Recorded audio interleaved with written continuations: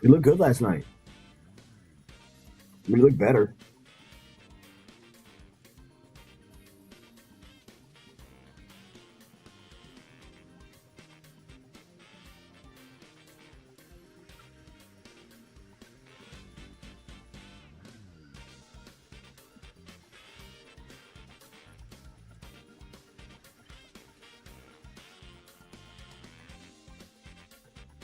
Special edition of the Jordy Culotta Show on the road, live here from Atlanta, Georgia, here on this Monday morning. SEC Media Days, the SEC kickoff to the college football season. We are live here. I am in Atlanta. The crew is back in Baton Rouge. Yeah. Welcome in. Every day brought to you by Go Chevrolet. Online, GEAUX, Chevrolet.com. Go Chevrolet, of course.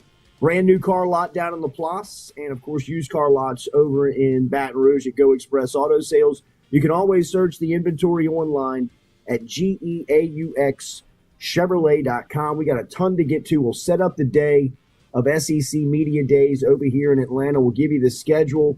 Jacques and I from WAFB, Jacques Doucet from WAFB is down here. I am with WAFB, and last night we had our first Facebook Live. You can check that out every night, coming to you 7 o'clock Central. Kind of answering the day's questions of SEC Media Day, wrapping up the day, starting a preview tomorrow. This morning it'll be a little slow because the event really doesn't get going until 11 o'clock this morning when Greg Sankey will address the room. And then the first coach right off the bat will be Brian Kelly, LSU, B.J. Ojolari, Mike Jones Jr., and, of course, Jack Besh. And then Ole Miss will be through here and Lane Kiffin this afternoon. So fireworks early, and we should have a lot of content that we're sending back home to Baton Rouge, and then this afternoon it'll be Eli Drinkowitz and in Missouri. We'll wrap up the day, but it should be an interesting week over here in Atlanta. Seen a ton of media over here. I read there were 1,600 members of the media credentialed for this, and really and truly, Jacques and I were talking about it last night, fellas. You could credential as many as you want. I mean, the amount of people that they cut off, the credential that we were on last season. Was just a one-day pass because we were considered digital media, and they were only allowing people within that, kind of that corner of the trade, that you can only go for the day that you were your team that you covered was being previewed. So this week that we are a part of our great partners over at WAFB.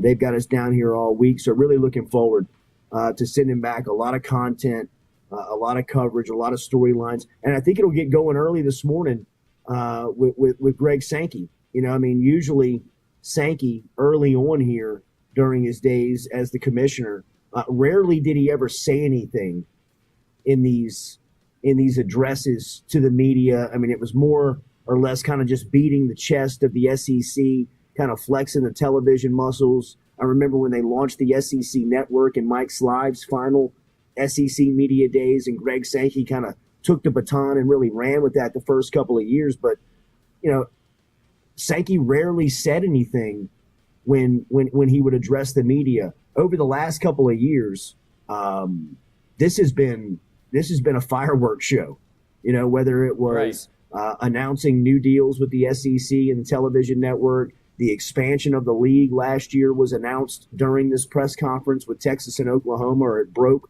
right before this. Don't think that wasn't, really something that the SEC was thinking of and trying to make happen. So obviously with the way that conferences have expanded over the last couple of weeks with USC and UCLA joining the Big Ten, Texas and Oklahoma really setting the pace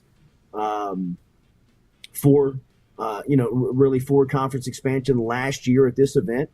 I think Sankey at 11 o'clock this morning is really going to be it's going to be interesting to hear what he has to say to kick this event off, and whether that's just talking about the SEC's plan, the TV deals, his reaction to USC and UCLA, what that could cause as far as kind of a cause and effect to college football. So fireworks should start pretty early here over in Atlanta, which is a total dump, by the way. I had no idea that Atlanta had fallen off like this. I mean, they got more homeless people than they do citizens in downtown. I mean, Atlanta's downtown. They had a soccer game yesterday, though. With Atlanta, dude, I mean, 100,000 pouring out of the Mercedes Stadium. I think they I mean, we're staying right here. What's that? I think they were like champions last year. Like their first year in the league, they won it, and then everybody got like sucker fever in Atlanta. I mean, there's no way that the city of Atlanta likes the Falcons like this. No, you know what I mean? I mean, you'd be surprised. I mean, Atlanta's a soccer town now. It is unreal. I mean, like it is. I couldn't believe the amount of people pouring out of Mercedes Stadium, because we're right here. We're staying at the CNN Center right in downtown, and the event is connected to the College Football Hall of Fame, so it's right here at like Olympic Park in Atlanta.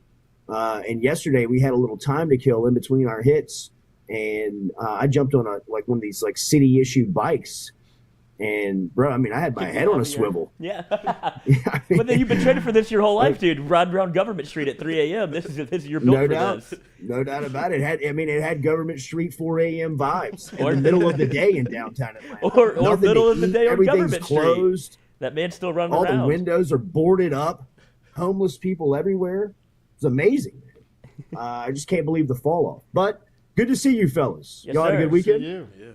Yeah, good weekend. Good weekend. We had one little kerfuffle on Saturday. You talk about keep your head on a swivel. We were up at the studio trying to kind of get all this video call stuff right.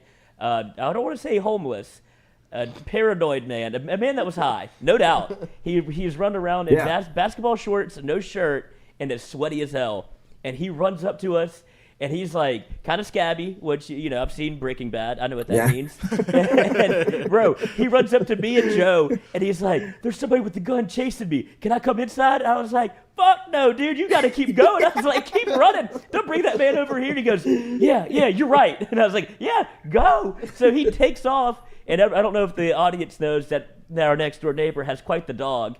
If you think of Sandlot, think of what this dog like would have looked like before you saw it. It's like Animal Control's been over there 3 times since we've moved in. We've only been there for 6 months. And they can't keep him. He keeps breaking out. And so the guy, they got a muzzle on him. Yes, a muzzle. The scab guy runs over to that backyard, and me and Joe are watching through the window, and I go, I bet he's about to leave there so fast. Did you hear? And this guy fucking hightails it again. And then we're like, well, there he goes. So we're waiting around to see if there's a guy with a gun. He never shows up, so this guy's hallucinating all over the place. And then Joe goes to leave. The dog gets let out and thinks Joe's the homeless guy. And so Joe gets attacked by the dog. And this all happened within 30 seconds of us trying to leave. So it kind of all falls apart when you're around Jordy, but this is, we can try to hold it down from 7 to 9. Good Lord. So that was Keep the place. Dude, if he comes close to that place, take that baseball bat to that thing's head. Yeah, I don't even know if you still have a chance if that would work. Got it ready. The life of Joe Rodriguez. Who would believe it? Exactly. Who would believe it? You only have to see it. You have to live it. If Lloyd wasn't there, I wouldn't have believed it. No, me either. I wouldn't have believed it at because all. Joe is deep in the bag of what I would have. Yeah, I do now. Because Joe gets deep in the bag of what can happen. And I was like, well, there's probably some truth to that. Then I was like, no, I lived it. I just saw it. I panicked. Shut the door, locked myself in. Let him take care of it. I'd have believed it more if Joe would have jumped on Rebel's back and rode it down Government Street to get something to eat. Yeah. Go find that homeless man. All right, so look, man. LSU is going to be here at 12:30, and the buzz is on. And I can tell you, the media members were starting to show up again last night, and was talking to a few of them before we crashed. And kind of like under the radar, people are starting to wake up on LSU. And, you know, I mean, I think that they were easy to sleep on up until this point. But when you look up and they're bringing B.J. Ojulari, Mike Jones Jr., and Jack Besh to SEC Media Day, that kind of got the conversation going last night of maybe this roster isn't as bad as we thought it was, you know, just from around the conference. And look, I told, you know, some of the media members I was, you know, just kind of hanging with for a few minutes, guy from Georgia, a guy from Texas A&M, and a guy from Auburn, I get it. Like, I think it was easy, even locally, to kind of fall into the trap after January 4th of watching LSU play, kind of wondering what the hell are they going to look like next year, especially at, you know, positions like defensive back, offensive line. You know, where are they going to go in just putting this thing together? And, you know, the incredible run of roster management over the last couple of months is really kind of starting to, you know, I think people are starting to figure it out. People see the depth chart. People are getting spring football reports. People are looking at recruiting sheets and looking what LSU was able to do in the transfer portal. And then, you kind of throw into the equation Brian Kelly, which, look, this is going to be the first time in 15 years that LSU is going to have a coach on the podium that people aren't looking for sideshows from, where every year LSU's built up to this day, it was, what's Coach Orgeron going to talk about? How, what's Les Miles going to tell you about his vacation? What's Les Miles going to, what quirky story is Les Miles going to talk to you about? What are you going to hear about Coach O that you can ask him about at SEC Media Days? Here with Brian Kelly, more people are intrigued that LSU's walking up with a business-minded approach and a guy that's going to be buttoned up and really, representing LSU with true professionalism. We're not the only ones that are talking about that in the SEC. I think when people are talking about LSU outside of the market, that there's a lot of people off the air that are saying LSU might have got it right. Yeah, they're starting to pieces are starting to come together a little bit. Yeah. Yeah, they might have got their guy where they've got him for a decade, and they finally got somebody in there that's not a sideshow. But yeah, where. That's where I think whenever we even look back at this hire, obviously there's a lot of candidates that were kind of rumored to be like, what's LSU going to do? What direction are they going to go? And I think the first and most important thing on Woodward's list was, can I get some stability here? Like, we've seen what LSU can do even with when it's so volatile, they're still able to win. If we bring in somebody that's actually that I can trust for 10 years and there's not going to be, you say, sideshow or, threatening the crowd and doing all this stuff whenever he talks to a microphone, instead you're going to get a Brian Kelly that shows up in a suit, answers your questions, gives you some information, and then steps off, and it's going to be like, oh, that's what LSU is now? Like, they look the part. Like, this is what a national brand is supposed to be represented by. And look, B.J. Ojulari, there's a lot of talk about B.J. and really kind of what this season could mean to him. B.J.'s coming home today. He's coming back to the state of Georgia, right here in Atlanta, where he's from, so he's going to feel very comfortable, obviously, being in this setting. Behind Will Anderson, you talk to a lot of people, B.J. Ojulari is considered to be the second best defensive end in this league. Now, look, Will Anderson might be the best player in college football. He might be a Heisman Trophy candidate before it's all said and done. He feels like right now he's going to be the number one player taken in next spring's draft. But outside of that, you talk about a position that's obviously highly evaluated. Everybody's looking at it's a strong position in need. You see these come off the draft board very early. Behind Anderson, who, like we said, might be the best player in the sport, B.J. Ojulari is considered to be maybe the second best defensive end in the league. So, I think that, LSU's coming with a little star power today. I think Jack Besh is going to give some people some sound bites. And I also believe that Besh has been coached up on what today means. He's representing $100 million brand in LSU football. So, playing loose and, being the life of the party and being the center of it it may play in some circles, but, they've probably warned him on, let's make sure and not go here. Stay away from this stuff. If you're presented a question about this, because all of these guys are pretty unique in the fact where, they were part of the turnover. They were all recruited by Orgeron and the former staff, and they saw the transition and, have all been a part of Brian Kelly really taking control of the program. So, I think that, there's a lot of interest to LSU today on opening up, SEC Media Days. So it'll be interesting to see what those guys say early on. Remember, we're brought to you by Barker Brothers Plumbing and Works. They're number one and a number two business. They specialize in all works of plumbing, industrial, commercial, residential. Remember to mention the Jordy Culotta Show to save yourself 15% over at Barker Brothers Plumbing and Works. To get in touch with them, it's easy, 225-776-2431, 225-776-2431. You just dial that number. They don't have a website. They don't have social media, but they stay busy all throughout the day. And they got a couple of trucks working East Baton Rouge Parish every single day. So if you need some help on this side of the Mississippi River or over in East Baton Rouge Parish or beyond, get in touch with our friends over at Barker Brothers Plumbing and Works and make sure to mention the show. You'll save yourself 15% when you call them up over at 225-776-2431, 225-776-2431. For Barker Brothers Plumbing and Works, mention the Jordy Culotta Show, save yourself 15%. They got experienced carpenters and plumbers on staff for your next industrial and residential remodel. of any kind. Number one in a number two business, Barker Brothers Plumbing and Works. So it should be a pretty fast-paced day here, boys, as far as SEC Media Days, day one. And we'll get back to it and talk a little bit about it. But LSU baseball last night had a lot of guys come off of the board, and all expected, right? I don't think any surprises? No surprise? Maybe Mikey Romero going as high as he Mikey did? Romero going high was probably the biggest surprise, but seeing those names come off the board was not surprising. Yeah, we talked. Lloyd, recap it for us. Who went off? So to recap the first night of the MLB draft for LSU, we had Jacob Berry go 6th overall to the Marlins, which was as expected. Cade Doty, 78th to the Blue Jays. Justin Crawford, Mikey Romero, Robert Snelling, and Tucker Toman were all LSU signees that were all picked. So you don't expect to see any of those guys on campus. Romero, like you said, probably the headliner in terms of how early he got drafted. There were some rumors that he might go second, third round, as high as the first round, but he gets snapped up by the Red Sox. He gets to play with, I believe his best friend was drafted by the Red Sox last year, so he thinks this is like destiny. We've had him on the show before. Sweet. He's a stud. Like, it's not shocking to see him go to the draft, but excited for him as he would have been a stud here, electric shortstop out of California. So LSU misses on some of those guys, but I think that was to be expected. Whenever Jay Johnson came on, he kind of he had the list right next to him, and he was like, well, I'm looking at the top 5, I'm looking at the first round and how many people we have and who's featured in 5 or 6 or 7 of these guys are going to go in the first round. So I don't expect them on campus.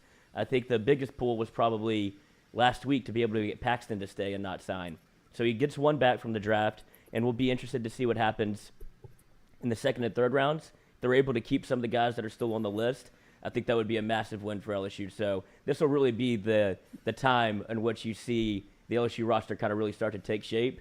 And depending on who he can get on campus, that's when Jay Johnson has to go back to work and have some conversations with the people on the team and tell, look, I got so-and-so coming in. I don't know if this is a great spot for you, and we'll have to do a little portal talk. Jacob Berry goes 6th overall to the Marlins, to the Miami Marlins. Oof. Man, I mean, you hate to do this in sports. I hate the what if game in sports, but Jacob Berry's a great what if to LSU baseball, right? In 2022, if he comes back, I recall correctly. I mean, if he was kind of starting to figure it out and get comfortable at LSU, and then he takes he gets banged up, or he what was the injury? He got hit in the hand. Yeah, he got hit in the hand, so he wasn't able to. He wasn't able to switch that right-handed. Yeah, so he had. Yeah. So it just kind of messed up with all of the rhythm. But like you said, if he doesn't get hurt, because I don't think he was as big of a factor as they probably wanted coming down the stretch, because you lose your guy. That was their 4-hole hitter or whatever. He was kind of between him and Dylan Cruz, and then Trey Morgan was figuring it out. That was kind of what LSU was pitching all year. Let these guys get into the tournament, and we have a lineup nobody really wants to face. But he gets hurt and isn't really able to get comfortable again. But we were kind of talking about this on Mic'd Up on Friday, that it's shocking to see him go so early. And then who's the guy for Texas that hit 40 nukes? The something Titanic, the Ivan. Yeah. Ivan something. Regardless. That's a fine, Lloyd. Yeah, I didn't curse. Ivan Melendez? No, you didn't. Yeah. You asked an impossible question. No. The Hispanic Titanic. That's the guy I'm talking about. But he was projected to go into the 3rd or 4th round, and Mikey was like, you just got a guy that hit 40 home runs in college, and he's expected to go, 2nd or 3rd round. And we were just wondering is switch hitting that important in Major League Baseball? Is that the draw, or is it just that he's such a pure hitter that you have to take him and you know exactly what you're getting? Yeah, it is. When I looked up and saw that he was the 6th pick in the draft. That's crazy. It's nuts. You know what I mean? I know that there was times even throughout the season he was projected maybe even go 1-1. Yeah. But it just doesn't – I don't feel like he didn't really make that much of a splash. I guess because he was so quiet, and he obviously played great, but it just never felt like you got the full Jacob Berry experience. He never did anything that was oh, my God, this is why he's here. Dylan Cruz pops, You see flashes all over the place, and you're that's what a first-round pick looks like. But he's able to go 6, and now it sets up for LSU to possibly have back-to-back, probably top 6 picks in the draft. And you see Dylan Cruz probably going to go 1-1 next year. And so LSU is oh, no doubt, under the Jay Johnson era, having that many people go in the first round is strong. The brand is strong. Yeah, and then, I mean, Tommy Tanks is probably going to be a high-round draft pick in 2 years. Yeah, so the LSU set up to go on a run, and that's when the expectations go back to, okay, we got to get to Omaha, and Jay Johnson probably wants to win one. Like, it would feel like almost a waste of Dylan Cruz if you're not able to bring him to Omaha and get him a national championship. Like, no doubt. You don't want to waste the first overall pick, and then you bring in Tommy Tanks, and it's like it's all lined up for it to work next season. Like the X is clearly on their back. Yeah, and speaking of home run derby tonight from the Major League All-Star game, I saw where Kumar Rocker got selected third. Rangers. Being reunited with Jack Leiter. Right. His former ace on Vanderbilt's staff. That was crazy. That had to be a very nerve-wracking year for Kumar, right? What was he, like the 7th pick last year by the New York Mets? They couldn't come 10 to the Mets. He went 10th to the Mets. And they couldn't come to an agreement because of he just had shoulder surgery after the season, and they couldn't come to a number. So Kumar Rocker decides to sit out this past season, plays independent ball, and improves his draft stock 7 picks and goes 3rd overall to the Texas Rangers. What an incredible gamble on yourself, risk-reward move that Kumar Rocker makes, and ends up probably making – probably $15 million out of the deal? And that's extra. I'm wondering. I don't know what the slotted picks are with between going 3rd and 10th.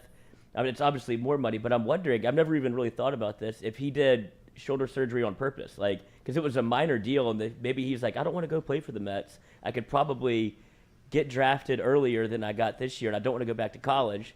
But independent ball is a hell of a risk because you don't know what you're really going to get. Like, I might fall out of favor just because I don't have eyeballs on me. But he came in and dealt an independent ball and gets drafted 3rd overall after playing, which is essentially like a smaller minor league team. And so it's an incredible gamble. Remember our friends over at Caesars Sportsbook? Make sure and download the app today at Caesars Sportsbook. In fact, if you want, there's a QR code right there on your screen. If you want to walk up to your screen, open your camera, rock that QR code.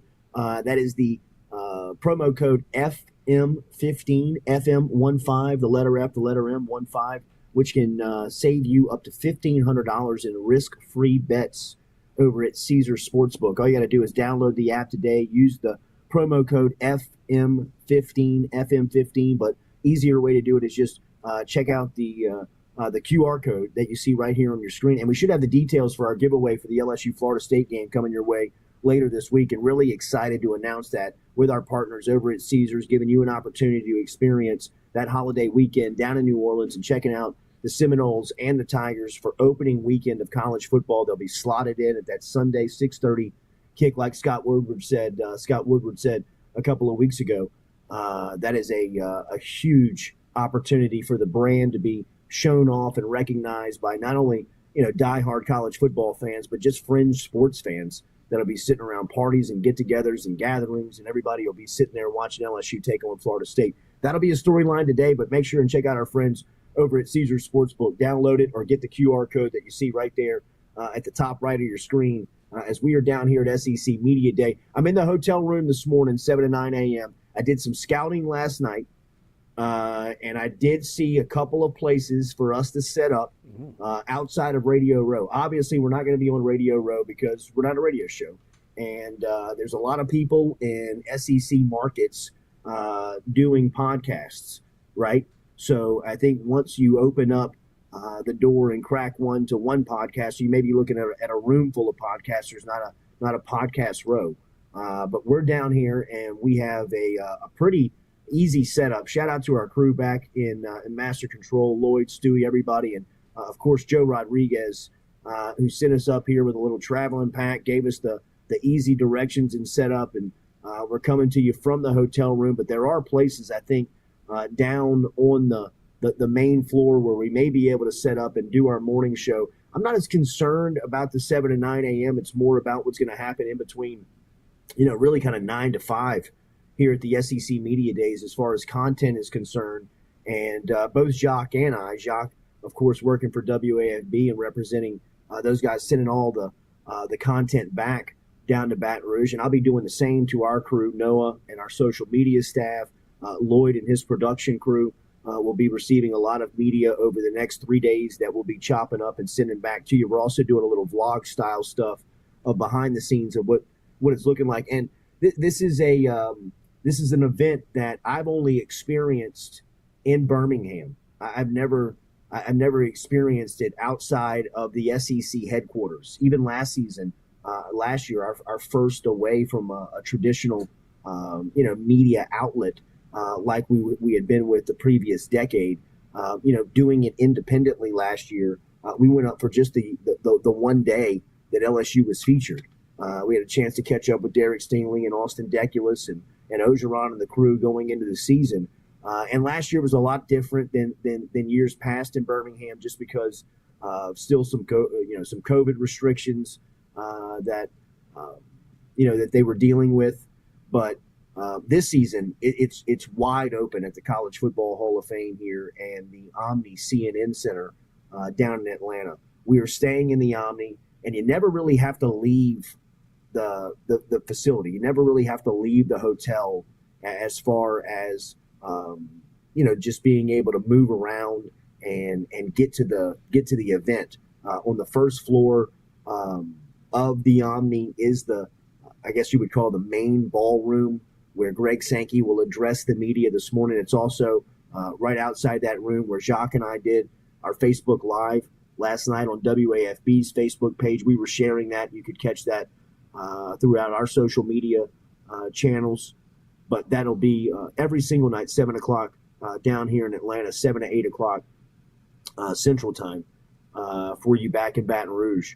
But there also is a part of it that's at the College Football Hall of Fame. So you'll actually have to leave this facility and walk over to the Hall of Fame to go through the rest of the Media Day function. So I don't know the lay of the land quite just yet. I know how it works here in the Omni, works in the hotel, and feel really comfortable moving around, and saw a couple of spots where we may be able to set up tomorrow morning and through Thursday morning. We'll be back in Baton Rouge Thursday. We'll miss out on a couple of people on Thursday, including Jimbo Fisher, who's going to be the last speaker here over in Atlanta for Media Days. But we'll be back in the middle of the day on Thursday. But we should be sending back a ton of content. I mean, this is content gold for people in our industry. If you've just got players and coaches and staffers and even SEC personnel walking around and just kind of getting the feelings in the conference. This event's going to move to Nashville for the next couple of years. There's a lot of talk on growing this event by adding Texas and Oklahoma to the event. I mean, this is almost it feels like it's kind of following the way that the NFL draft has tried to monetize everything outside of their games. Combine, draft, all of the stuff that goes into making football year round. It looks like the SEC is trying to jump into that business and kind of using Media Days as its first experience, right? As its first experiment, should I say, on just kind of how big can we make this thing? Right, and because the NFL gives you the model, like that's the blueprint. If you think you have the intrigue and that people want to follow it, which I think you do, especially in the SEC, then why not try to like pimp this thing out and see how much juice you can get out this, like how much juice you can get from the squeeze? Because if you're going from Atlanta and then Nashville, and then you can see a path where this thing ends up in Las Vegas one year, where they're just kind of taking the party wherever they want to go, and it's getting eyeballs regardless. And so you just kind of expand the brand nationwide. No, I mean, look, we were talking about, if it's in Vegas, I was I'm talking going. with some have to make some that SEC trip. personnel last night. I mean, dude, Nash Vegas. Oh, that's going to be a blast. Nashville's going to be great. I'm telling you. We were talking about kind of the capability for someone like us, like kind of our business next year, as this thing continues to evolve. Like, which, by the way, I mean, we're talking to some SEC personnel last night just at the bar. I mean, our show is very much recognized as kind of the LSU media outlet. I mean, for people that are in the industry that are, being over here has been a real sense of gratification on just kind of realizing, what we've done in the last year and a half. It was cool last night to kind of sit down, take a deep breath, and realize the journey over the last 17 months by all of us, not just me by any means. You know what I mean? I think, and look, everybody recognizes that we've got a great team and that we got a lot of people that are pulling in the right direction, and we're doing some good stuff that people are recognizing. And we had somebody from the SEC last night talking about how, next year at this event, someone like us who doesn't have any tradition behind us, right? We do now with the WAFB partnership and our television partners, but we're not on television, right? We're more used for their digital properties.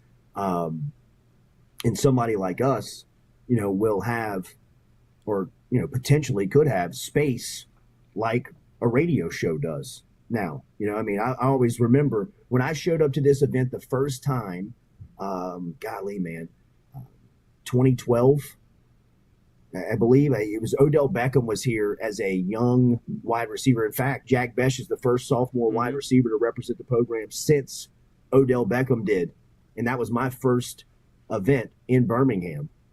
There's a great picture of Odell and I on my Instagram where Odell looks like a baby of me interviewing him at this event a couple of years. 2012. He's got almost like a shaved head. Up yet. Yeah, he's not Odell yet. No. His suit doesn't fit around his collar. Like the shirt that he's wearing is too loose around his neck. But he still looks smooth. Oh, of course. Still Odell. But where that event was then, I remember showing up to that event, and Clay Travis had the biggest radio show in the SEC outside of Feinbaum, right? Like Feinbaum always had kind of the show that everybody was paying attention to.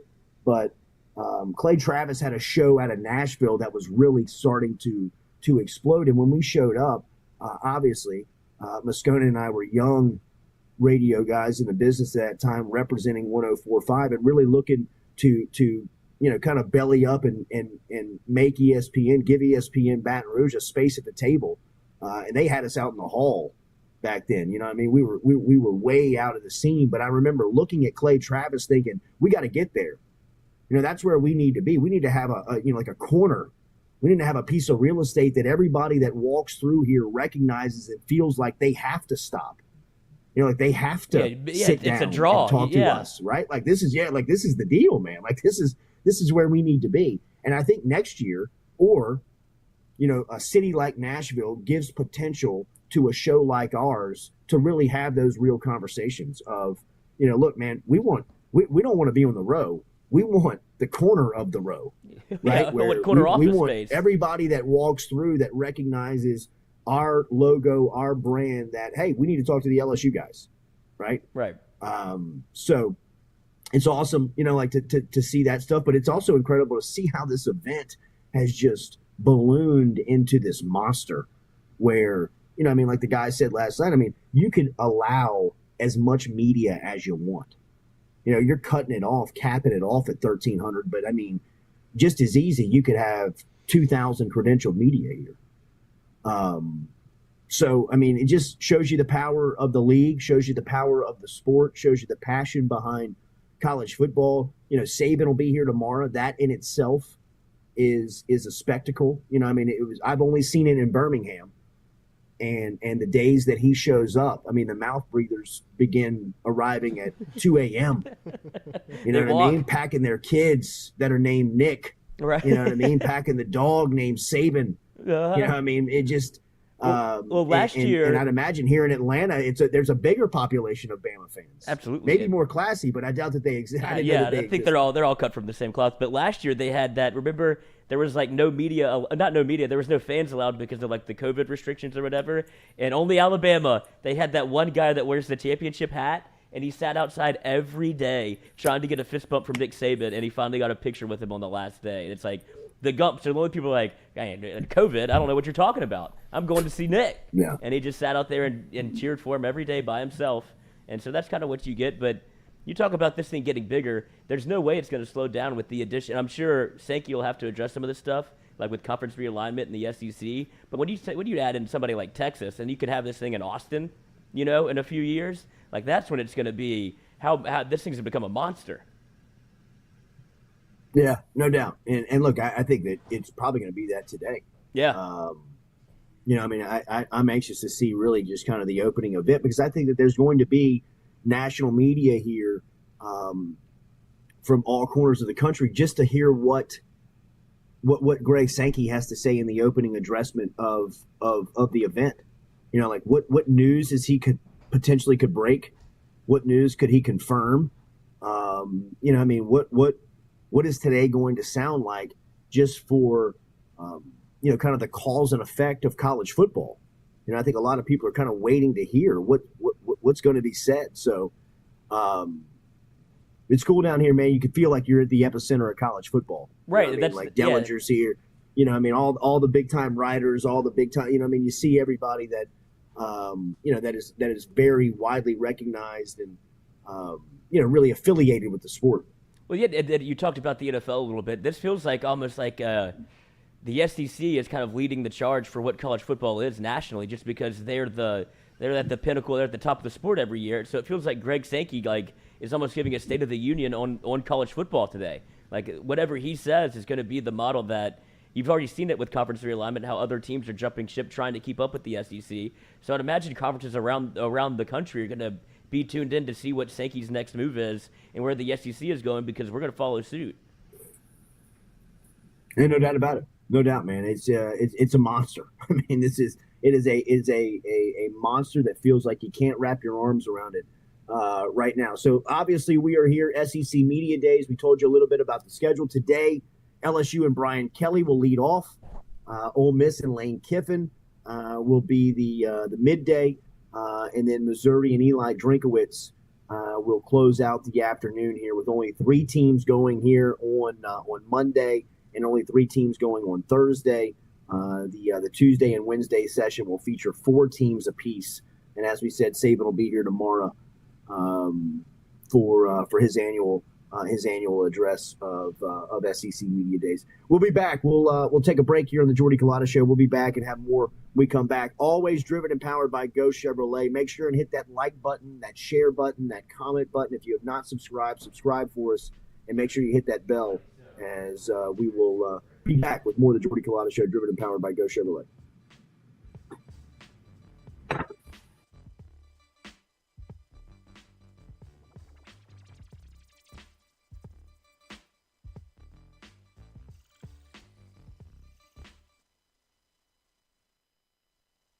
Hey Baton Rouge, when traveling through Natchez, Mississippi, whether you need to fill up your vehicle or your belly, stop by Go-Mart and On The Go Deli. Go-Mart has clean restrooms, community coffee, an awesome beer cave, and a great selection of anything you might need on your trip. So stop by Go-Mart at 4 Sergeant Prentice Drive as you're entering Natchez on the left, and visit Tom and Wright Granning and their awesome team at Go-Mart.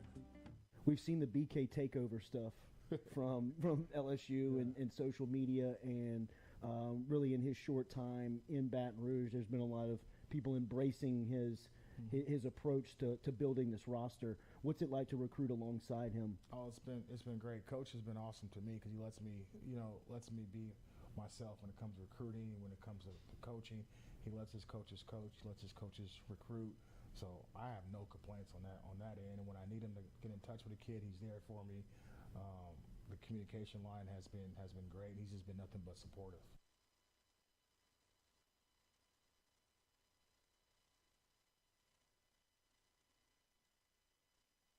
But this opportunity was different. You have a chance to come to a place with unbelievable tradition, work for the winningest head coach in college football. Just be at a state. I've never been at a state where football's king, and if you just dominate your state, you're going to get some of the best players that there are. Sure. Yeah, so I think, getting through spring, I mean, most of it was obviously just installing the offense. And I think all 4 guys really made some strides in terms of that and showed a lot of positives. Obviously, which, you guys get to talk about all the time, so you guys, all 4 have done a great job. They did. I think they really did a really nice job in spring. of taking strides forward individually, and everybody's different in terms of what they need to get better at and what they need to show. And then move it into summer, and I love the way they're working right now in the weight room for Coach Flint. But like I said, I think spring a lot was everything was new for everybody. So especially at the beginning, there wasn't as much evaluation, say the first few days, get into the flow, and then I think we got some good opportunities for some guys to get some reps, and I think everybody showed some positives. Hey, Baton Rouge, when traveling through Natchez, Mississippi, whether you need to fill up your vehicle or your belly, stop. In a wreck, Gordon McKernan Injury Attorneys is ready to go to work for you. Come meet your team. I'm your intake specialist. I coordinate your case and connect you with your attorney and paralegal.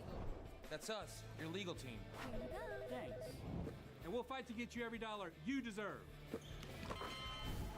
I'm your settlements and disbursement manager, and I'm here to get you paid on time. I'm attorney Gordon McKernan. Put our team to work today. Just call us. Get it done. Yeah, you know, it's kind of weird in a perverse way, Jordy. You know me well, is that I kind of relish in change, and I do like it. I'm one of the few people that embraces it, and we're very lucky at LSU to have it, to be where we are and to be able to do that. I mean, I can't say that for everyone in the business because it is unsettling in a lot of ways. But for us, you know, change is a good thing, and I think we're going to be the beneficiary of it. And it's not gonna stop. It's just gonna keep on going. Yeah. And I'd be lying to you if I told you I had a crystal ball and can tell you what was going on and what's gonna happen. But you know, we're gonna be here and we're gonna embrace it and we're gonna take advantage of it the best we can. Sports with it. It's just like anything else. I mean, I don't want to get into hyperbole, but it's, you know, everything is. I mean, frankly, I'm still worried more about concussions. You know, we don't talk about it much anymore, but you know, we've kind of helped solve it in a lot of ways and make the game a lot safer. So anytime we have existential threats, which this one could or could not be, we just deal with it, and we will deal with it. You know, it's just part of the game. And, you know, I don't mind a lot of what's come out of this movement of doing more for the student athletes, but like anything else, it boomerangs a little too far, and you got to swing it back into, hey, what we do for the student athletes, and it's a hell of a lot, and I'm proud of that fact that we are leaders in doing that, but we're going to do it right. You know, the Tiger Athletic Foundation and in partnership, obviously, hand in hand with what we do, funded a master plan study because I wanted to see, hey, what we needed, and I just didn't want my opinion. I've been a few places, and I have a good one, I think, but you just want to see how and what our needs are. And so we're in that process of looking at it. And obviously the PMAC is 50 years old this year and probably needs some updating. It's got good bones, and maybe we can see what we can do with that. Same thing with all that, you know, property that we have both down Nicholson and where we are currently on Nicholson and North Stadium, is that, hey, is this the proper use and best use for that? And hand in hand with the university and what we do with TAF, we'll make those decisions, and we'll be prudent and thinking about what and how we do. Different. You have a chance to come to a place with unbelievable tradition, work for the winningest head coach in college football. Just be at a state. I've never been at a state where football's king. You know, and if you just dominate your state, you're going to get some of the best players that there are. Sure.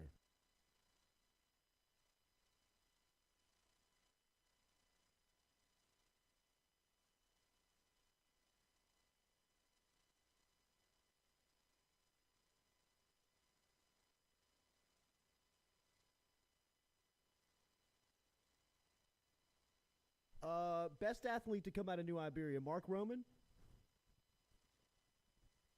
Kayshawn Booty. Kayshawn? Wow.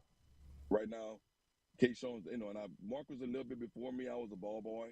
When Mark was playing at New Iberia Senior High School. I played like right after Mark. But just has just done some things, and, you know, just the things that you guys are seeing Kayshawn do, that he's not even scratching the surface of what we saw on a day-to-day basis at practice. You know, and he's unreal. He's unreal. He's so natural. It's so so easy. It looks so easy to him. Yes, it's so easy, and there's never been another a competitor I've ever seen like Kayshawn. Kayshawn would not lose going to eat pregame meal. He has to be the first. He is the ultimate competitor. He would not lose. So trust me, he will be ready. Well, it's interesting you mentioned Brandon Harrison. I obviously, took in part of what you were saying, and he's doing great at Texas, and he's a big reason why Texas is in the mix or has commitments from so many elite guys from Louisiana right now. Lance Hurd did not show up for his Texas official visit, which is probably the most interesting tidbit I can share with you. He did make it to Nebraska, and then he worked out at LSU, and he ended up staying for an unofficial visit for the entire weekend of LSU's elite camp. Right now, I already have an RPM for LSU. I think my colleague Billy does as well, and right now it's all LSU. Brad Davis has always had the in with LSU. And you talked about him before. Mike Denbrock has spent a lot of time with Lance Hurd, talking about him being a franchise left tackle playing opposite of Will. And right now, I'd say it's a matter of if, not when Lance Hurd commits to LSU. Texas is certainly in it. They have been in it for a good amount of time. Bo Davis was leading that recruitment. But since Lance has kind of settled on the offensive side of the ball, sees his future at tackle, I think LSU has been the team to beat since they finally got him on campus in June. Hey, I really like this kid. I'm not going to talk about the on-3 rankings as being underrated, but he's a kid that I think by the end of his senior season is going to have a stock up. I got to see him out in Las Vegas a couple of months ago, and he's about 6'2", 180 plus pounds. He moves really naturally. I think he's a little bit raw, and I think he needs a little bit of coaching. Develop, see if he can get his hips out a little bit better. He's got a little bit to go, but, physically he stands out. I think he plays receiver and DB for Bishop Gorman, one of the top powerhouses in the high school level in the country. He plays on the same team as Zachariah Branch and gets to defend him every single day. So I think he's going to get better, and he's going to go to LSU and continue to develop. I think he's a little bit raw at this stage. Maybe he's a little bit underrated, but he's someone that, going to work with Robert Steeples and be a big corner, work on the boundary. And that's an area of need for LSU in this 2023 cycle.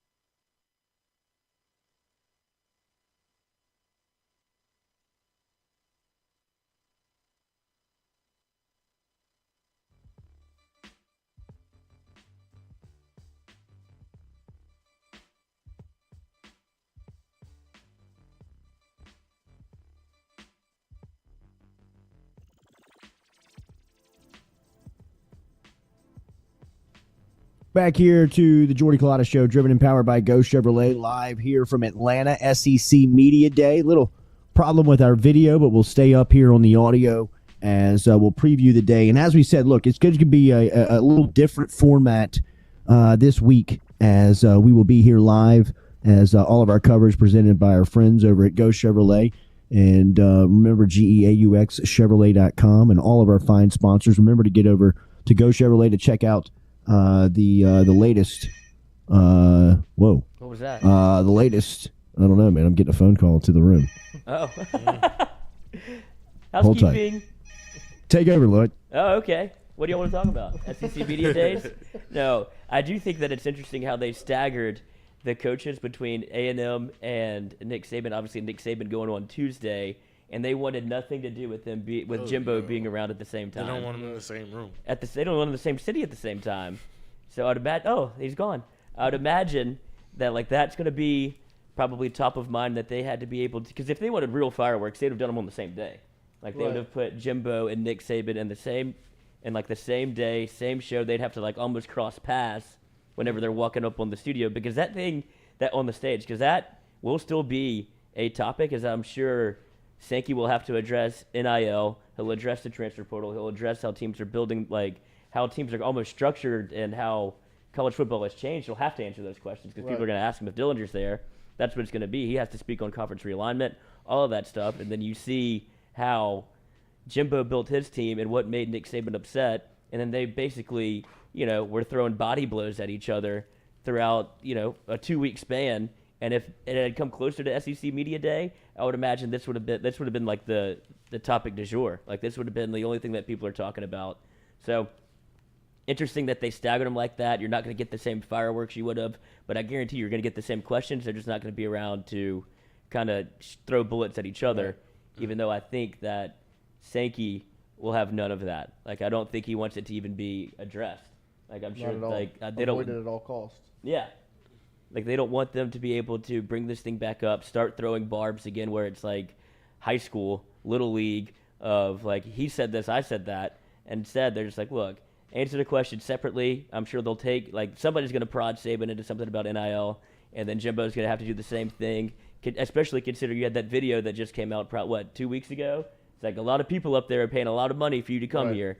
Like, that's going to be a question, I would imagine. So all of that is going to be tied together, and that's what kind of make SEC Media Days a must-attend event. We hopefully will get a couple interviews with Jack Besh. I would bet we're going to find out where his dog is, because I mean, early bets on Will Campbell had to take care of him. For sure. Which is, poor, what's his name, Zion. Doesn't even get to know his real dad. Just stepdad all the time. Take care of the dog. Quality changed. Jordy, you got us? So how we doing? How we doing? Good. I just filibustered for like 2 minutes. How'd it go? Good. Yeah, I'd give it a 6.5 out of 10. I think that a little below average, Lloyd. That's it's right on par. Exactly. Right You know what you're getting with me, dude. C's get degrees. That was tech support calling from the facility. Hopefully they can come up here with some Wi-Fi resolution for us. I think Joe Rodriguez is working the phones behind the scenes. He is talking to Omni, trying to get your internet upgraded. Like he will, there's no phone call he won't make. He's just not. He's not embarrassed at all to be like, look, y'all can get your internet fixed. My type of guy. That's right. He's a doer. He's a fixer. So today, SEC Media Days, as we said, the feature is going to be Brian Kelly and Lane Kiffin, I think, as well. People will be paying attention to what Lane has to say here on day one of SEC Media Days. He's going to have a couple of guys with him coming through here, including Nick Broker, a linebacker, Cedric Johnson, a defensive end, and Jonathan Mingo, their big playmaking wide receivers. So no quarterbacks coming in. What was the kid's name from USC? Carson Dart? Was it Dart? Jackson Dart? No, Jackson Dart. Yeah, Jackson Dart, who transferred in to Ole Miss in the offseason. So we'll wait to see what Lane Kiffin has to say about his squad, about what's going on. And as we said, the format here is going to be a little different, probably here this week, because we'll be sending back content all throughout the day. We will be talking to all types of athletes, all types of coaches. We'll be hearing from all types of people. So we'll be sending that stuff back to our production team so they can put up on social media, so they can have for you all to kind of gobble up and check out the content while we're here. So we may not stay on 7 to 9 a.m. every day. Like I said, I'm trying to find a spot for us outside of the hotel room that we could go set up and possibly be in front of some of these people's faces. That way we can attract them and pull them in to when they're just walking by and they sit down with us and they can check out what's going on. So it really is going to be an interesting week, and definitely something that we are going to be paying attention to as far as being able to send as much stuff back and as much creative content as possible back to you. Because look, all this stuff's going to be on the SEC network as far as just kind of like the bones of it, the sitting down and the talking and the the interviews and all this stuff. So this will be kind of for that part, that there won't be a lot of there won't be a lot of real groundbreaking news. Rarely do you get something that will rattle any type of news wire that comes out of the players or coaches, because like we talked a little bit about with Jack Besh, these guys are so coached up for this event where you're talking to people outside of the market, and some people are trying to they might try to trap you. They might try to present you something that you could walk into a quote that they're looking for. So I rarely do you get anything from coaches and players while they're sitting up on the podium. It's really kind of about while they're walking by and being able to trade some stories and be able to see if you can't pick up some small content that we can send back. And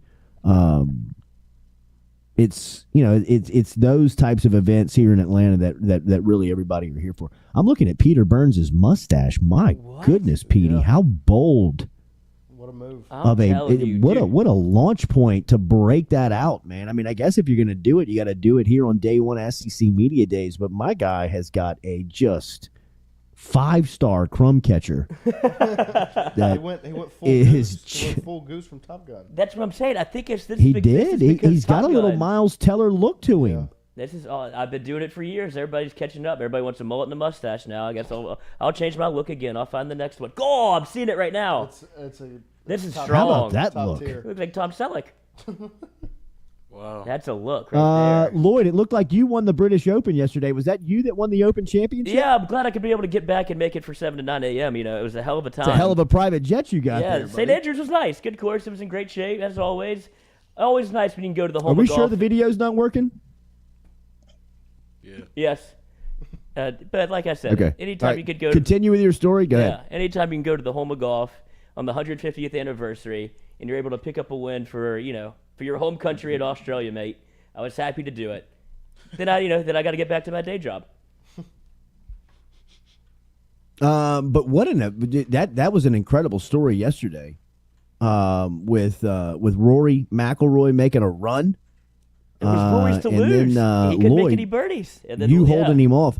This is going to be the story of Rory's career, man. I think everybody's going to talk about his weekend in Augusta and then his Sunday at St. Andrews, right? I mean, yesterday was a monumental moment for him. Especially, dude, he had the entire crowd rooting for him. Like everybody was pulling for Rory. This could have been a launch pad type win where it's like, all right, we're starting to see what Rory McIlroy is capable of because everything about him says superstar. Like they've put him on the forefront of the PGA because he's the one that's having to do all of the heavy lifting in terms of PGA versus LIV golf. So that's like he's the one that they go to for a soundbite. He's having to always defend like the golf association or whatever. Then he plays like this where it looks like, oh, okay, Rory's the next face of golf. This is what they wanted and this is what they expected. And he goes into Sunday and he doesn't necessarily. It's not like he shit the bed. He didn't score. And then you have Cam that's able to make everything he looks at. Rory didn't make a putt for 2 days. He did. If you don't do that, you're not going to score. You're not going to be able to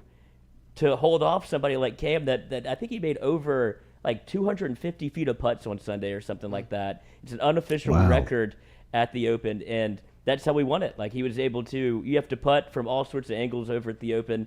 So I was able to get some good reads. I learned from my day Saturday, went to the range, kind of fixed some things up, was able to hold off Sunday, make a charge. 5 straight birdies to take down Rory. No big deal. Proud of myself, proud of my family. Big moment. Put 2 beers is what can fit in the claret jug. Proud of you, Lizzie. Thank you. A great gulping jug. The claret jug. I mean, like that's a great pour jug. Yeah, it looks like something that you could, if you were making tea, this is what you would put, or if you had coffee, this is where the cream would come. Yeah. But instead, I pull that thing up with a couple Fosters. Yeah. Whoa. Hey, it's my trophy. I can do whatever I want with it. That's where the cream would come. Yeah. Gonna come. I get to keep it for a whole year, boys. Jeez, you got 150 in fines here in the first hour, brher. Yeah, Dad's gone. We take all those winnings from yesterday. Oh yeah, I did win on a bet on him though. I bet Cam. Before the round started, I had $2 to win $60, so I cashed that ticket. Yeah, and of course Mikey had Rory, so we're texting back and forth, and I was like, we can't stop being at odds with each other. Like, what's happening? And so we're always up against it. But I think he probably had a little bit more at stake than my $2 bet, so I'm sure he was a little bit more upset than I was. I was like, no, I gotta win. And he's like, what did you bet? I was like, 2 to win 60. He's like, get out of my face with that. Like, I have that's not even a unit. Mikey's putting $50 on him. 8-year drought for Rory. And 8-year drought for Rory. Yes. Oh, and he just won. It's crazy. He just won, so it looked like he was going to be able to put it all together again. But yeah, this is becoming who he is. This is the story that he doesn't.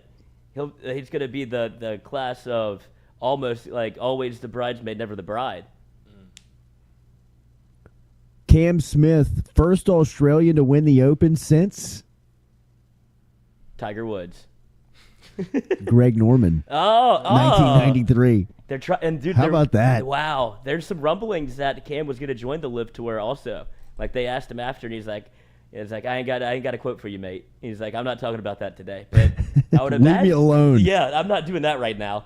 But I would imagine the Australian ties, there might be something there between him and Greg. After seeing that plane. Yeah, that was. See, I'm tough going to say no to yeah, Liv. I'm going to the Liv tour. Yeah, the full bar. Tough to say no to Liv after that recruiting pitch. Yeah, that was. They put that video out on purpose. They knew exactly what they were doing. Caddies Hell are on yeah, they there. did. Girlfriends are on there. People that probably shouldn't be on there are on there. Your third guy, your handler. Like, Best friend. It just seemed like a good time. Go talk to my money guy. Right. He'll meet you in the back. Keep your hand Hit open. that like button, hit that share button, hit that comment button. Make sure you subscribe to the show, to the channel. If you have not already subscribed, we're going to be having content come out here all week. Hit that bell, as we'll have that for you. LSU and SEC Media Days gets going today. Greg Sankey going to address the room here coming up in a couple of hours, and we're going to hear from Sankey, and really looking forward to that, as Sankey obviously has made some news during this this time when he's addressed the media to open up this event. Last year was really the announcement that Texas and Oklahoma were coming into a league, which really kind of started the ball rolling on conference expansion. We saw a couple of weeks ago the Big Ten extend their reach and go out into the state of California after, SEC was able to pick up the state of Texas, bringing in Texas and Oklahoma. This is an arms race.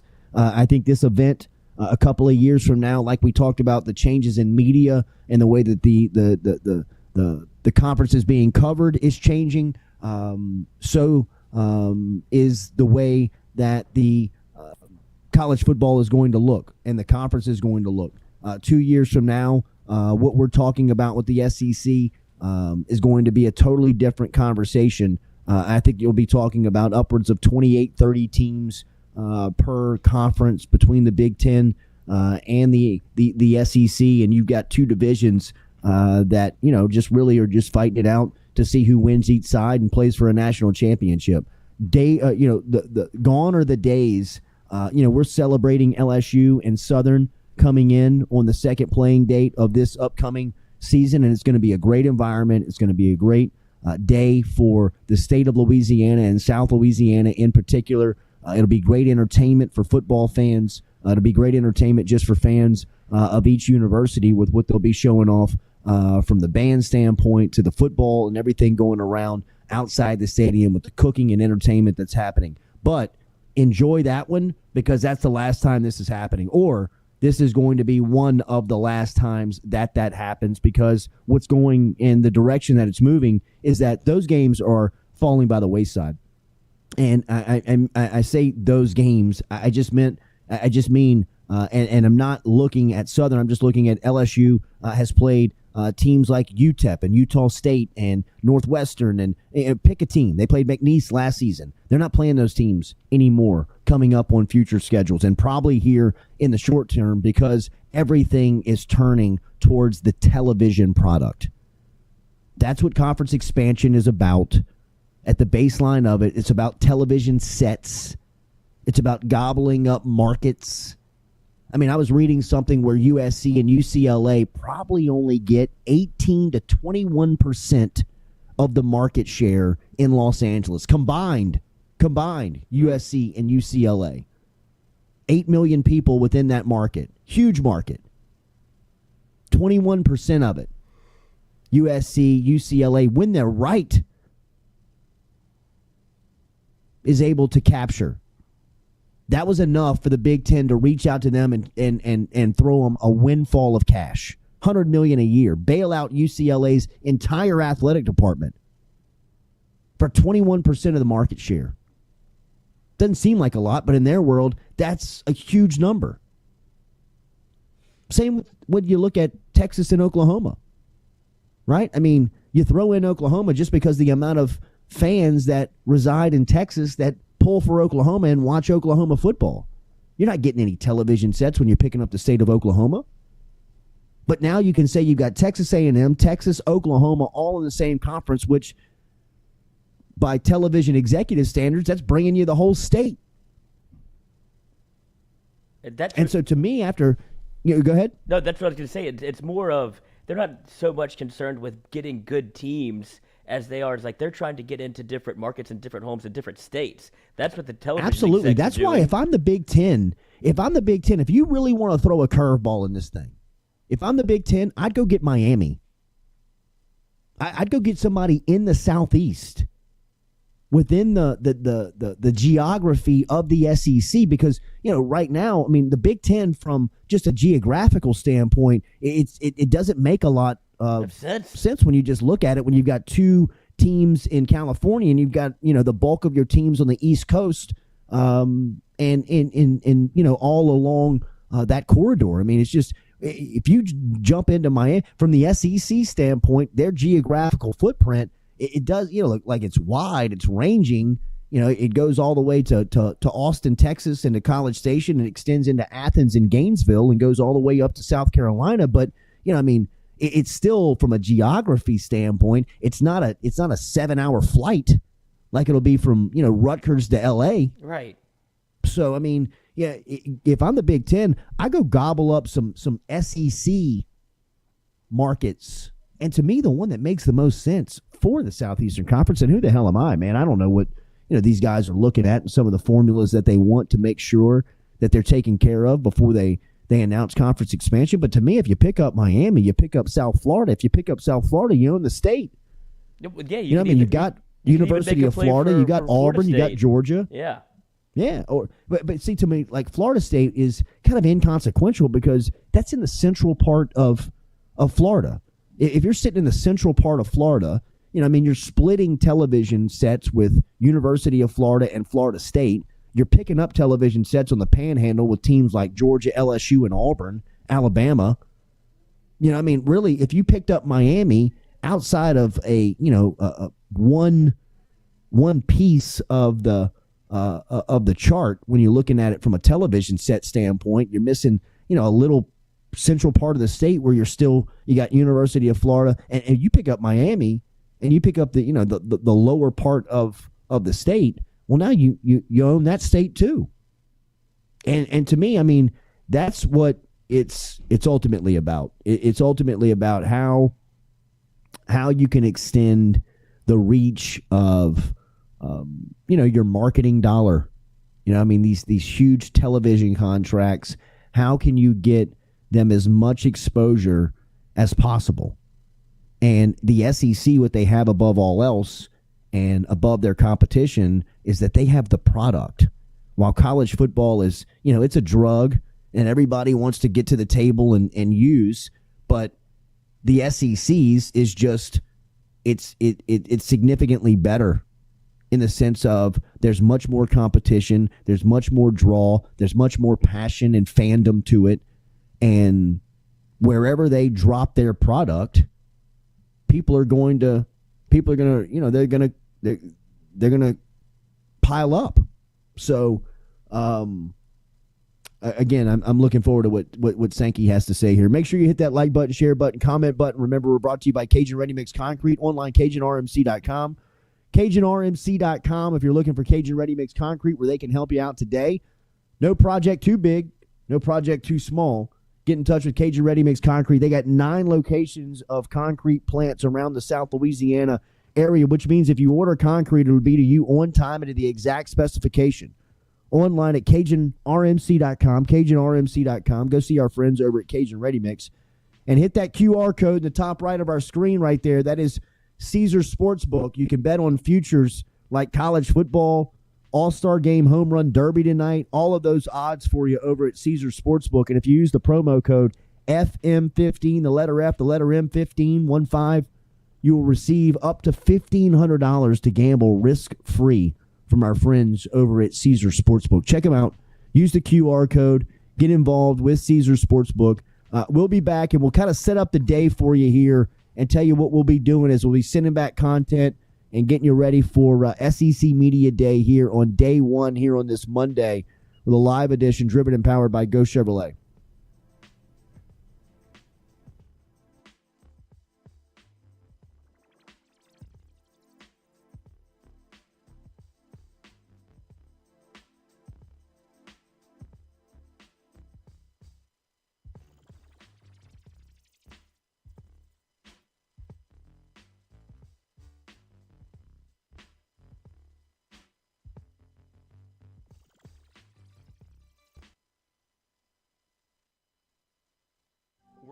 different places and backgrounds. We've each experienced our own versions of life, but in the end, we're all on the same team. I'm part of that team, along with these players in purple and gold. Kayshawn Buddha, Malik Neighbors, Miles Frazier, Kyron Lacey, Greg Brooks. Whether on the field or in the courtroom, your team matters. So join our team. Make a difference. Bet. Let's get it done. Man, so kind of when I entered the transfer portal, I knew, what type of facility, what type of, program I wanted to go to.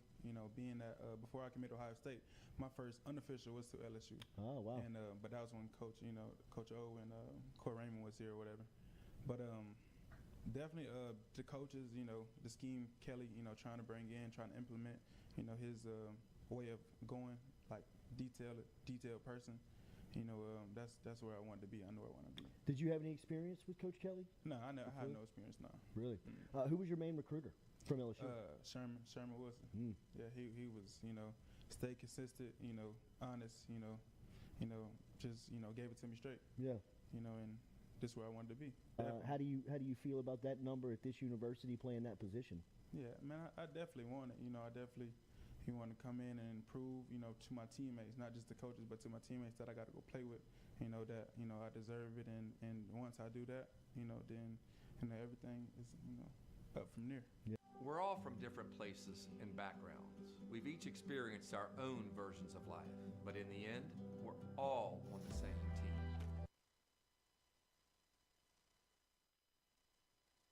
Do you suffer from chronic dehydration? Are you looking to improve your athletic performance and you need to get over and see our friends over at GoFlow IV? They're located on Jefferson Highway. Easy to find them online at GEAUXFlowIV.com. Make sure and use the promo code Jordy Culotta Show. If you do, they'll take 15% off of your initial visit. Check them out online, GEAUXFlowIV.com.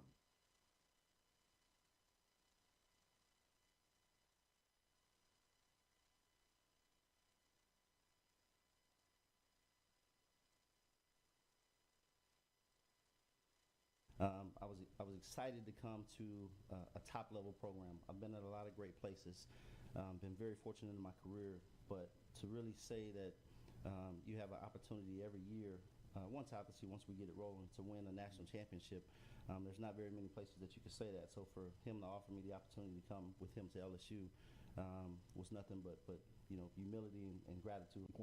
Yeah, well, I think it starts here, and we have a good bit of people on this particular staff who are from Louisiana, who know and believe in our hearts that this place produces the best football players in the country, and I think the numbers speak for themselves. Per capita, produce the most NFL players, you know what I mean? So even from an analytical standpoint, it makes sense to take the kids from here because the chances of them playing in the league are higher than if they come from anywhere else.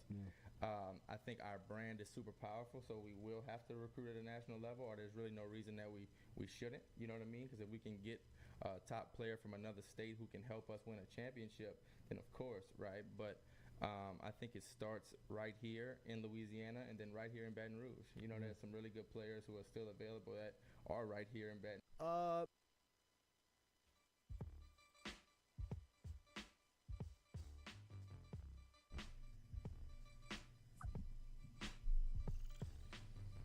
All right, welcome back here to the Jordy Culotta Show, driven and powered by Ghost Chevrolet. Hopefully we got our feed tightened up with the video here.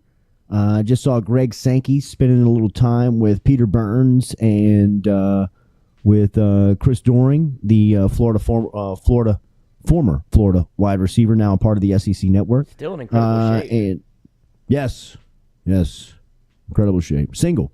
That'll do it. Yes. Unlike you. That's right. That's right. But I saw Greg Sankey talking to him, so it means that the day is about to get moving down here. And I was probably going to start to move this downstairs to start to see if I can't find us a place to set up and maybe even bring a little afternoon show to us. Maybe see if we can't find a spot to set up. Either way, I'll be I got the show phone, and I'll be sending back content that I'm picking up throughout the day, whether it's interviews, pictures, videos, there is a local gaggle of reporters that will be going around Brian Kelly and the crew here at around 10 a.m. this morning, locally here, 10 o'clock Eastern time, 9:15 local time here, which it sucks on East Coast time. Oh yeah, forget that time change. Yeah, East Coast time blows. Another qualifier against Atlanta that is just got its stock going through the floor right now, sinking like a ship. Man's just been killing plummeting. Atlanta this morning. Killing it, bro. Killing it. I've heard a lot of Atlanta hate for my days from people that and I was always a pretty proud supporter of Atlanta. You know, I mean, LSU kind of was Atlanta was another home for LSU over the last 12 years, whether it was Peach Bowls, SEC title games, all types of matchups that they have been coming to Atlanta for a lot over the last 10 years, and I have made a lot of those trips and have always had a pretty good time in Atlanta. Now, look, we've done the suburbs, we've done the Buckhead thing, done a little bit of Alpharetta up northern Atlanta, which, I mean, look, it gets it's a little different up there, and a lot of fun to be had in those areas. But as far as downtown ATL goes, Atlanta, Jermaine Dupri,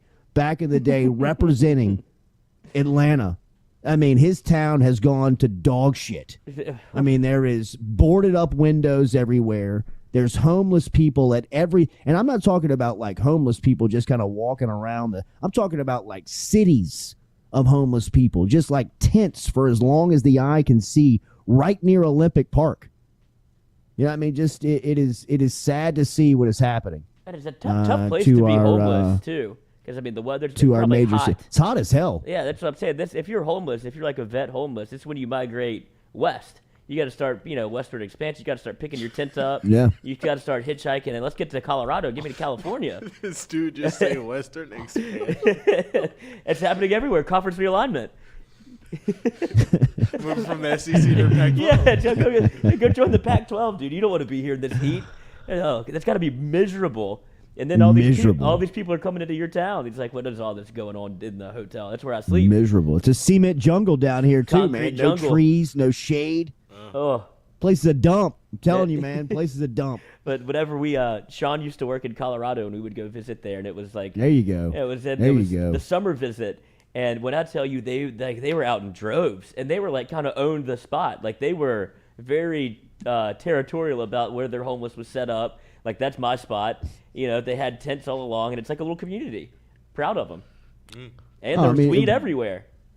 Nothing, Nothing more impressive than the homeless setup in Los Angeles. Oh, it's a shanty town. Skid Row? Coach, it was. It's insane.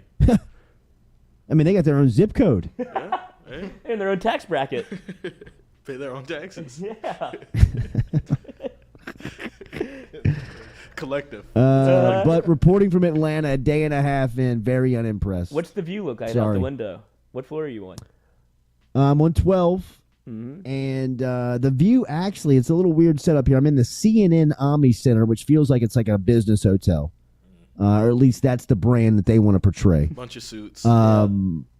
They've got me. They've got the windows kind of facing inward to the hotel, so you're actually like looking down into the lobby, into the ballroom, which is very much not my style. No, you could. I mean, you could put on a show for some people if that's the case. If that was your, I'd imagine that Moscona and T-Bob are have windows open the entire time. Yeah, that's their niche. If that's what you want to, what you that's want to their show niche. the people. Center of attention. Can't get enough of themselves. Yeah, put your nipples on the glass. Watch me, watch you. Yeah. Watch this. Hello. A complimentary breakfast? No complimentary breakfast. Hoodwinked. Yes. Yeah, hoodwinked. I actually had to go downstairs and buy a couple of packaged yogurts out of the freezer. Change. Yeah. How much were they? Well, the selection was poor. Yeah, I bet. How much were they? Unfortunate. What are we talking? $9, 2 yogurts and a water. I thought it'd be $9 a yogurt. It's not that bad. It's not too bad. It's not that bad. It's I mean, New Orleans hotel have you paying $29 for that. Oh, and then the yogurt will be hot, and it'll be your fault. You say, no spoons. Sorry, figure it out. Finger it out. Put it in the clear jug. It'll fit. It'll fit. Oh. But that's just about everything, right? LSU baseball over the weekend. What else happened over the weekend that we're not talking about? SEC Media Day, obviously, we'll be talking all about that all throughout the week. And I think LSU baseball. Am I missing anything? See LeBron at the Drew League? Yeah, I did. Why is he doing that? Why does he feel like he has to go play at the Drew League? Kyrie's there. Ah, okay, So good recruiting pitch. Kyrie didn't play, though. I know, but he's there. Of course, LeBron's going to play. Well, and then, but another thing in basketball, Trendon Watford was the Summer League Yes. Championship Game MVP. That was great to see. Yeah. He did. Well, he did the I vintage. saw Darius Days got a two-way deal with the Heat. But they cut Javante to sign Darius. So losing LSU guy, gaining LSU guy. Two ships passing in the night. Okay. Javante will be there though. Yeah, he'll find. He'll I don't know if He's hung around long enough where somebody will pick him up. Yeah, I don't know if he was Heat culture. He just shot. He shot like 17% from three over the like during the summer league. So I think that was kind of the reason. And Darius Days filled it up, and he's going to be able to fit like whatever Pat Riley wants. It feels like this is their replacement maybe for losing PJ Tucker. Oh yeah, he can do the PJ Tucker deal. Yeah, stand on the corner, shoot some threes, and then kind of bully ball. Like just go all out on defense and offense whenever you're in. Just play hard. And he's got enough skill to shoot it that he could kind of fill a void for them. All right, boys, I'm about to go start getting some content and scout some area for us. If y'all want to stay on, y'all can stay on. Otherwise, I'll be checking back in throughout the day and see if I can't take our setup here. How did you get it fixed? Yo? How did you get the internet fixed?